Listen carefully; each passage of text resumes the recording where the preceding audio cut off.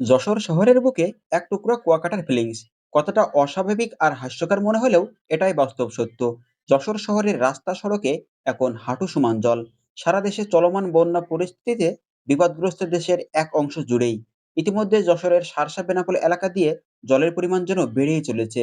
প্লাবিত হচ্ছে গ্রামের পর গ্রাম। যশোরে ভারী থেকে অতি ভারী বর্ষণের ফলে আমাদের এই শহরের অনেক এলাকা জুড়ে এখন জলাবদ্ধতার শিকার। দেশের বিভিন্ন জেলায় চলমান বন্যা পরিস্থিতির মধ্যে অতি ভারী বৃষ্টিতে পানি নিষ্কাশন না হওয়ায় জলাবদ্ধতার এক প্রকার বন্যার রূপ নিয়েছে যশোরে। টানা কয়েক ঘন্টার বৃষ্টিতে জলমগ্ন হয়ে পড়েছে আমাদের যশোর শহরের বেশিরভাগ এলাকা। শহরের তুলনামূলক নিচু এলাকায় যেখানে অল্প বৃষ্টিতে পানি জমে সেসব স্থানে রীতিমতো বন্যা পরিস্থিতি সৃষ্টি হয়েছে।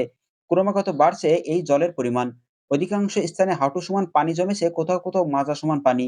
বাসা বাড়িতে পানি ঢুকে পড়েছে। শহরের বহু রাস্তা ও গ্রামাঞ্চলের মাঠঘাট পানিতে থই থই করছে। ভেসেছে পুকুর ও মাছের ঘের। শহরের অন্তত ৩০টির বেশি প্রধান সড়কে পানি জমে আছে। এছাড়াও অসংখ্য লেন বাইলেনে রয়েছে পানি। এছাড়াও শহরের ছোট বড় সড়কে জলাবদ্ধতা দেখা দিয়েছে।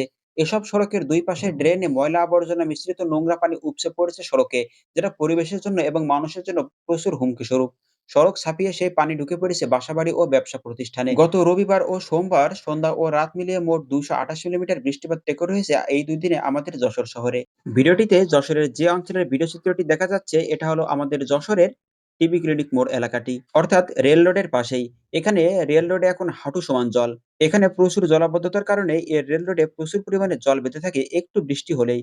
আর সেই বৃষ্টির জল প্রধান সড়কের পাশ দিয়েই এখন বাইলেন অর্থাৎ ছোট ছোট রাস্তা দিয়ে প্রবেশ করছে। চরম ভোগান্তিতে পড়ে গেছে আমাদের যশোর শহরের সাধারণ মানুষ এবং যানবাহন যাত্রীরা। চারিদিকে করছে পানিতে থই থই। আর এই পানি কিন্তু মানুষের জন্য খুবই ক্ষতিকর ও হুমকি স্বরূপ, কেননা এই পানিতে মিশে রয়েছে নানা রকম রোগ জীবাণু। শহরের রাস্তায় রাস্তায় এখন দেখা যাচ্ছে অনেক প্রজাতির ছোট বড় মাছ। সারা দেশে চলছে বন্যা পরিস্থিতি। এর ভিতরেই আমাদের খুলনার পাইকগাছায় অলরেডি ১৩টি গ্রাম প্লাবিত হয়ে গিয়েছে। এছাড়াও আরো অনেক গ্রামই এই বন্যা আক্রান্ত হয়েছে বলে জানা গিয়েছে। তাছাড়া আমাদের যশোর সহ যশোর, ঝিনাইদহ, নড়াইল এই সমস্ত অঞ্চলে কিন্তু বন্যার জল চলে আসার আশঙ্কা রয়েছে। আর এমনিতে যে জল দেখা যাচ্ছে এটা হলো আমাদের যশোর শহরে জলাবদ্ধতার কারণে মূলত এই জলের সৃষ্টি হয়। অর্থাৎ এখানে এই জল ঠিকঠাকভাবে নিষ্কাশন ও পয়ঃনিষ্কাশনের কোনো ব্যবস্থা না থাকায় একটু বৃষ্টি হলেই আমাদের যশোর শহরের প্রতিটা মোড়ে মোড়ে ঠিক এরকম জলাবদ্ধতার শিকার হতে হয়। আমরা যদি সাধারণ মানুষেরা যত্রতত্র প্লাস্টিকের ব্যবহার নিষিদ্ধ করি বা কমিয়ে আনি, তো আশা করি এবং একটু সচেতন হলেই কিন্তু এই জলাবদ্ধতার এই সমস্যাটা দূর করা সম্ভব। এজন্য যশোরের বুকে উত্তাল সমুদ্রের বুকে চলছে এক ধরনের উভচর গাড়ি, যা অনায়াসে জলে ও স্থলে ২ জায়গায় ঠিকঠাকভাবে চলতে পারে। ভিডিওটি দেখে একটু হলেও মনে হতেই পারে। এছাড়া পরিস্থিতি বিবেচনায় বলাই যায়, যারা গাড়ি ধোয়ার সময় পান না তারা এই সুযোগে এই গাড়ি নিয়ে বের হয়ে যেতে পারেন রাস্তায়। এতে বিনা পয়সায় পাশের গাড়িটিকে স্বচ্ছ জলে ধুয়ে দিতে পারে অন্য গাড়ি।